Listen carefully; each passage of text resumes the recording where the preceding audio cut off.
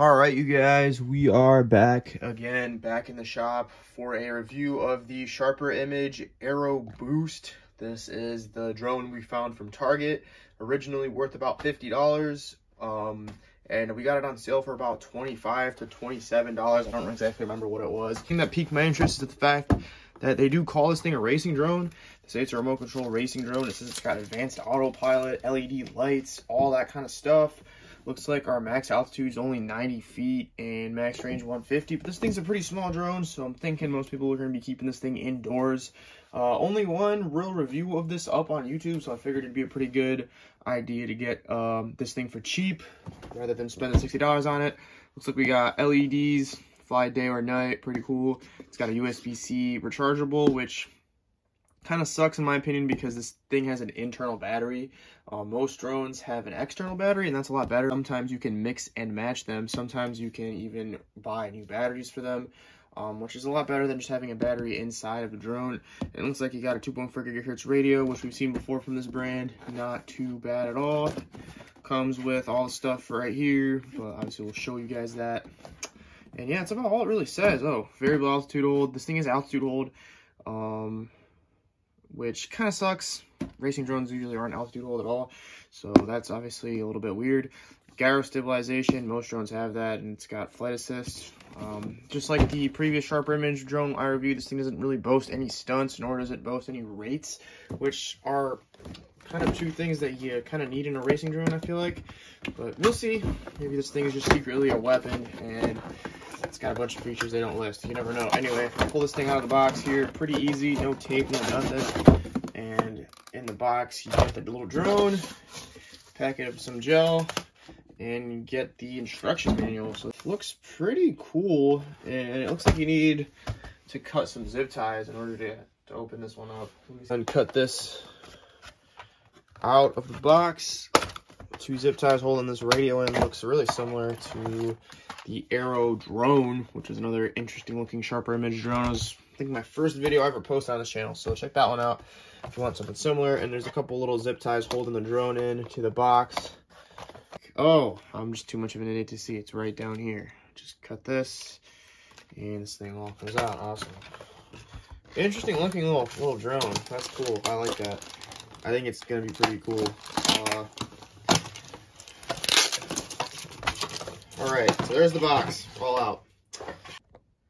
All right, guys, here it is, all laid out in front of us. The drone itself, the entire setup. Again, the main reason I don't really like Sharper Image products is because they're okay products, but the price is just way too expensive for what they really are. Every single one that I've reviewed so far is a decently good drone. None of them like suck catastrophically, but it's just the fact that they're really expensive. For instance, even this thing is about 50 bucks. Some places even sell it for like 60 or more. And for that, I don't know, but for 25, I think this is definitely a pretty good deal. So what it comes with is the drone itself. Obviously, it comes with 4 spare blades. It even comes with a little tool to help pry them off to remove them. Comes with a charger right here. It's a pretty cool little USB-C. It's angled. You can plug that into just about anything and charge it up. Pretty well-written instruction manual. Had a thumb through that. And then also comes with a little warranty card. Radio right here. Takes 4 AA batteries, and a screw pulls in from the bottom, and the bottom kind of comes off. Pretty cool that it's matched to the drone. It's got the logo for the drone itself and like an outline of it, which is pretty dope. Comes with trims for both, looks like up and down. I'm guessing that has to be rudder, because why would there be a trim for that altitude hold? That's pretty interesting. We'll check that out later. And you got some left and right trim, I guess, if it's banking to the side. Auto orientation, that usually stands for headless mode, so I'm guessing this drone does at least have headless mode. Takeoff and landing button, so it is an automatic takeoff land because it is altitude hold, but usually if you just press up on the stick, it'll just take off automatically. That's pretty interesting. Look at that. There's a USB port over there, so I guess if you want, you could just charge the drone right off of the remote, kind of like an AirHogs. I haven't seen a drone do that at all yet, so that's pretty cool. And of course, the on and off switch is going to be this little knob that you twist over to the on position, which is over here to the right. And the drone itself, as you can see, it's actually a really interesting little design. It's kind of meant to look like a pod racer or land speeder, whatever you want to call it. From the top, It's got a little really thin plastic construction overall. On the bottom, you can see there's nothing really there. They're trying to keep the weight down as much as they can. It's just a regular drone under here. Screws holding it to the drone. So we might have to try that out to see if we can make this thing any faster. But this body is made out of really thin plastic. As you can see, it actually bends, and these strands are super duper thin. So don't push down too hard on it. They might actually break off. And it's all really flexible. So not only is it going to be lightweight, it's also going to be pretty crash resistant. It'll just bounce away, bounce apart. It also kind of doubles as a big shield for the propellers. Got a little rider up here. He's got a little head, which is pretty cool. Looks like it's got some joysticks. That's pretty cool little detail there. Right behind him is the USB-C charger port. So you just kind of plug it in right there, either to a wall outlet or maybe even your remote, and charge it up that way. Motors actually look very large on this, which is a little bit surprising. Pretty decently aggressive 2-blade props on here, and they actually feel like they have quite a lot of compression. So I'm hoping that it actually lives up to the race drone name and actually is pretty fast. When we go outside, we're gonna give this thing a little maiden flight and see how it handles. So we'll see you guys then. All right, everyone, we are currently right out here outside of my house in my backyard. We're gonna do a flight test of this AeroBoost from Sharper Image. I actually tried to do a flight of it earlier today, but unfortunately the wind was so strong, this thing couldn't fly. It'd literally get pushed back at full throttle. So we're out here today. We're gonna give it a test. Let's get it hooked up. To get it bound up, it's really easy. Just turn the controller on, and the light will come on there. There's no beep, it'll just come on. Press and hold the power button on the drone until that white LED comes on. Put it down on a level surface, up and down, and then it'll hook up. The drone's ready to fly. All right, so all I'm gonna do is I'm gonna press this auto takeoff button, and we're gonna take off.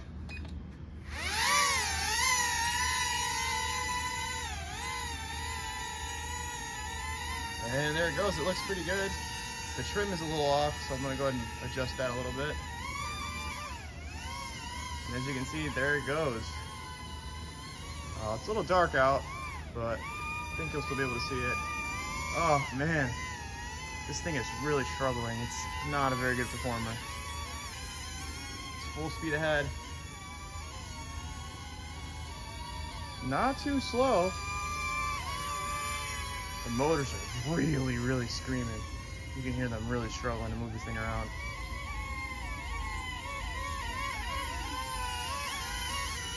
Full speed ahead.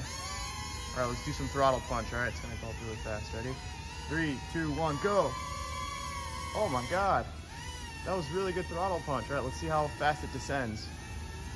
Pretty good descent rate. That's actually not bad for an altitude hold drone. That's actually pretty impressive. Yaw rate, let me bring it in closer for that. Here's the yaw rate on it. Pretty good actually. That's honestly not bad. It's a pretty maneuverable little thing. The motors just don't like being. Motors just aren't liking life right now. You can see one of them spinning up really fast.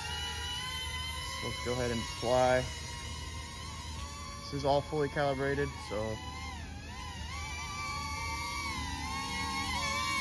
Alright, it's a racing drone. Let's try to do some cool maneuvers. Oh my God. The controls are terrible, but that was cool. Racing drone maneuvers. Let's go. Oh! This actually got like worked up into the propeller. That's insane. How did that even happen? What? All right, we unwounded the propeller. Back up in the air again.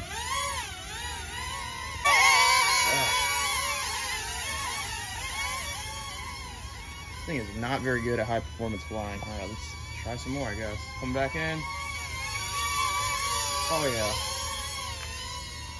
About as good as we can get. All right, try some more. These motors really don't like this. Oh no, full throttle.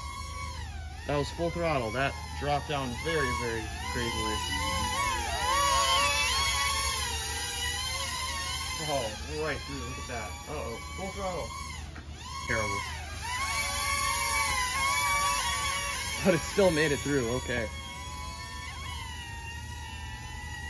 Wait for it to get situated so it doesn't go crazy again. Do some tight turns here. Oh, that's full forward and full throttle, so look at that. Oh yeah. about as good as we could get it. Oh, this thing is so bad. Full throttle. See, it goes up. I'm not sure what the problem is. It's got plenty of power. Oh, full throttle.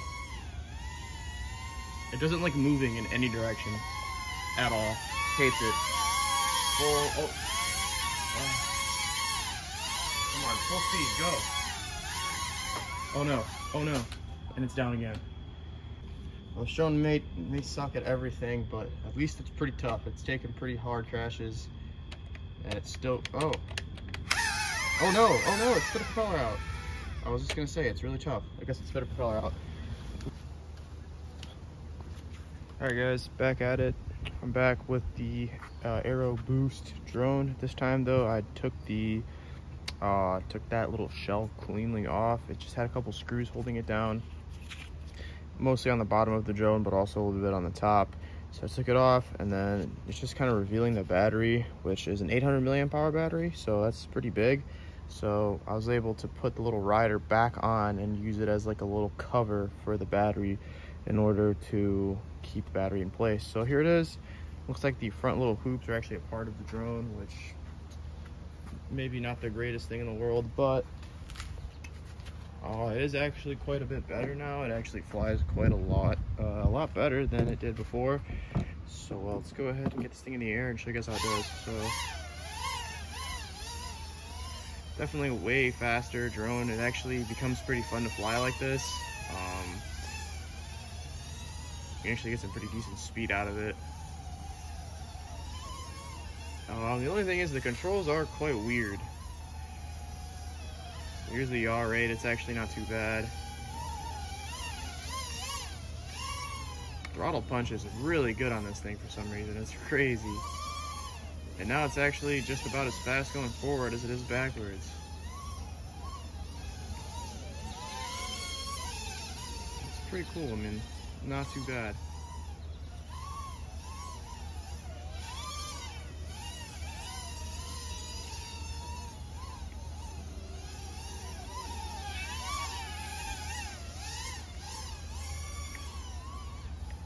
Oh my god. It's crazy the rate of the altitude hold. It's insane. Controls are still kind of weird. It doesn't really control too well. But now at least it actually moves around and it's pretty fun. I don't know, that body was definitely kind of pulling it back. Let's do headless mode. Let's see how that works.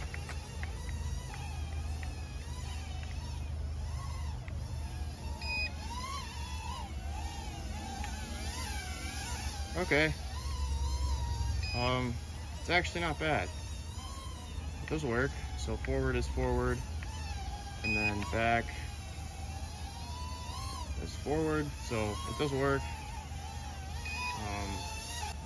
So yeah, headless mode does actually work somewhat decently on this, which is a pretty good thing. It worked on the Mach X too, so good on this one as well. All right, turn it off. Let's do the auto landing. So now I've pushed it.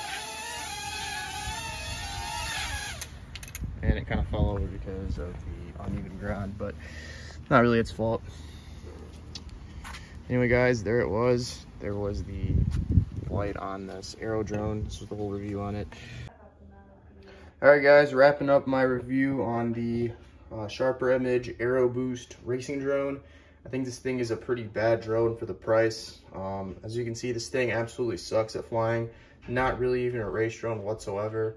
A lot of the times when I was flying forwards, it would just drop altitude really suddenly, and then when I let go, it would kind of like struggle to keep itself balanced, and then it would also drop down again.